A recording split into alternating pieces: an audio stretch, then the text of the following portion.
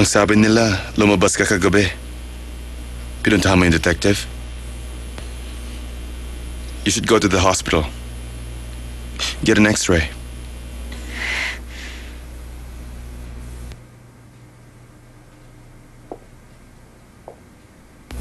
Pinabantayan mo ako? Just in case. There's a lot of bad people out there. Medyo naiilang na rin ako. Noon kasi nagtatago pa ako. Pakiramdam ko kahit saan ako magpunta, mapoprotektahan mo ko. Ngayong maayos ng lahat, pakiramdam ko laging may nanonood. Hindi na tuloy ako pwedeng malalaki. Kahit gawin mo yan, ayos lang sa akin. Pagdating mo ng 80 years old.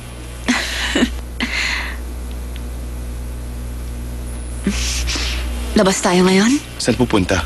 Kahit saan mo gusto. Ano isusulat ko sa report? Na magsasalita ka lang pagdating sa korte? O kaya, tinatanggi mo ang lahat ng bintang sa'yo? O kaya naman isusulat ko rito na umiyak ka. At nagsisisi ka na sa lahat ng mga ginawa mong kasalanan. Pag ginawa mo yun, huwag mo ilagay yung pangalan mo. Para naman hindi ka mapahiya. Matino pa naman ang pag-iisip ko para gawin ko yun, no? Hindi ko hayaan madungisan ang pangalan ko.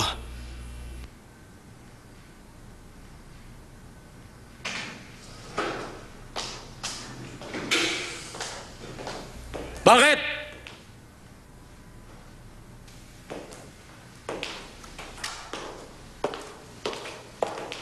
Dinalan kita ng inumin.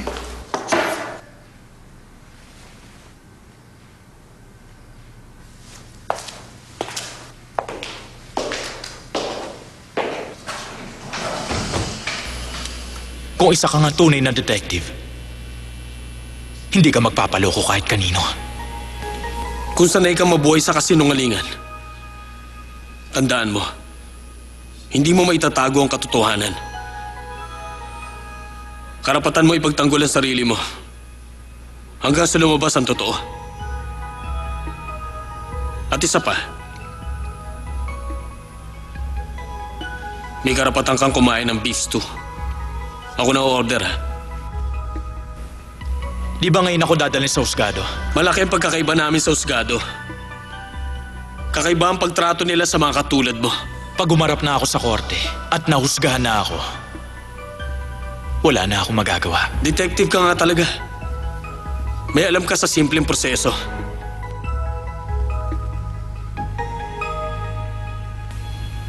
Kapag nahusgahan na si Bossing, wala na siyang pag-asa makalaya, di ba? Makakatulong si Mr. Nakamura kung ipapakita niya sa korte yung last will and testament ni Kevin. Lumipat tayo kay Mr. Nakamura.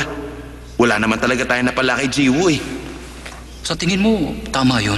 Ibaya din kasi kung ilalabas niya yung last will and testament. Naisip ko lang, ipagpapalit kaya ni Bossing ang lahat ng ari-ariya niya para lang sa last will and testament na yun? Yari ang sweldo. Ubus. Kay Mr. Nakamura na lang tayo. Mabuti pa siya. Walang kaso at di nakulong. Jiwoo! Nandito na ako! Don't move! Everybody! If you move, I will kill you! Okay? Don't move!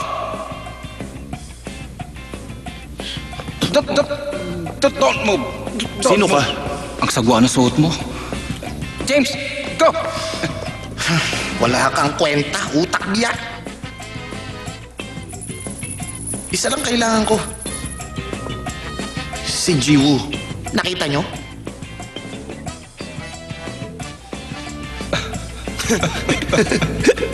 Ano ba naman kasing ginagawa ng mga taong grasa rito? Ako po!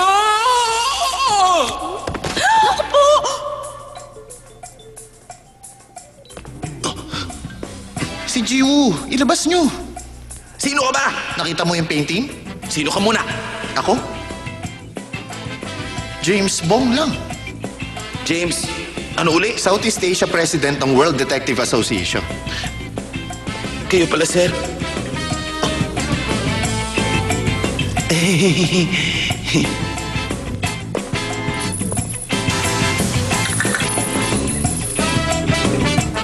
Si Jiwoo. Kailangan ko.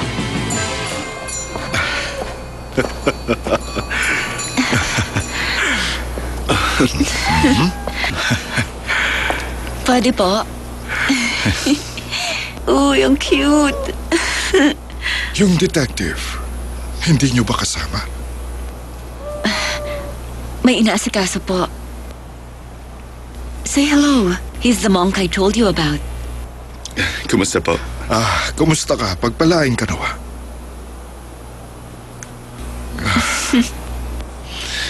Ngayon ka lang nadalaw dito, no? Opo.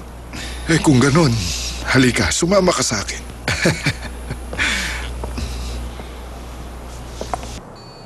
Hindi sa pagmamayabang, pero bukod tangi ang obrang yan sa buong mundo. Sa ngayon, wala pa kaming copyright para dyan. Pero puspos ang pag-iingat ng Cultural Department ng Korea para mapangalagaan to. Hindi man masuportahan ng buo, sapat nang mabigyan kami ng panggastos. Alam kong hindi ito gaano kagarbo, pero ito, ang pinagmamalaki ng templo namin. Alam nyo, malaking pasasalamat ko kay Jiwoo. Dati ang akala ko masama siyang tao, pero isa pala siyang detective na mapagkakatiwalaan. Kaya tama ang desisyon mo. Sigurado kung ni minsan hindi ka niya magagawan lokohin. Pasok po tayo sa loob. Magpalitrato muna kayo. Kung tutuusin, isa ka sa mga nangangalaga niyan, di ba? Dalawa kayo. Photo together. Okay.